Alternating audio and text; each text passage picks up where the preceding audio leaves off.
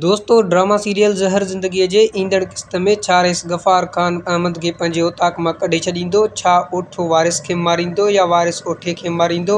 छा ओठो आचिर खे मारींदो? रबन रईस कमाल ख़ान खे कहिड़ी मौत ॾींदो?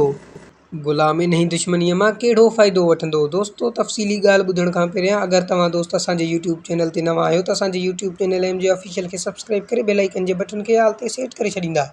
हलूं था पंहिंजे मेन टॉपिक जे तरफ़। त ड्रामा सीरियल ज़हर ज़िंदगीअ जे 268 नंबर क़िस्त में तव्हां ॾिसंदा त रईस गफ़ार ख़ान खे इहा ख़बर पइजी थी वञे त ऐमन रईस कमाल ख़ान ऐं ओठे सां गॾु मिलियल आहे। उन करे रईस गफ़ार ख़ान ऐमन खे पंहिंजे ओताक मां कढे छॾींदो ऐं ओठो आचर खे मारण में नाकाम वेंदो ऐं आचर बि ओठे जे चालनि खे सम्झी वेंदो ऐं ओठे खां बची वेंदो।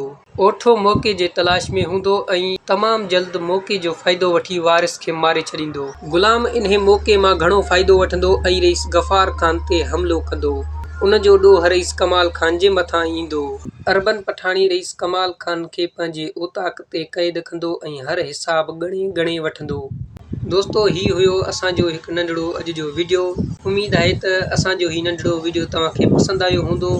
अगरि पसंदि आयो आहे त वीडियो खे लाइक करणु न विसारींदा ऐं अहिड़े क़िस्म जा वधीक वीडियोज़ ॾिसण लाइ असांजे चैनल MJ ऑफिशियल खे सब्सक्राइब करे बेल आइकन जे बटन खे ऑल ते सेट करे छॾींदा।